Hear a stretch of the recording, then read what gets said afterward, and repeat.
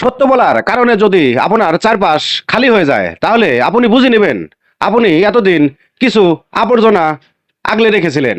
আজ মনটা অনেক খারাপ, একজনের কথা খুব মনে পড়ছে, কিন্তু চাইলেও তার সাথে কথা বলতে পারবো না। তার নাম্বারটা আছে কিন্তু কথা বলার অধিকারটা নাই। আফসোস, দেখতে পাচ্ছেন কাজ দেখানো হচ্ছে, কাজের মধ্যে আমি কিছু কথা বলে থাকি, আশা করি আপনাদের ভালো লাগবে। আসুন আমরা যে যে কর্ম করি হিংসা না করে আপনি আমাকে ভালোবাসা দিবেন, আমি আপনাকে ভালোবাসা দিব, এভাবেই কিন্তু সবাই অনেক দূরে আগে এগিয়ে যেতে পারবো। তাই হিংসা করে কোনো লাভ নাই।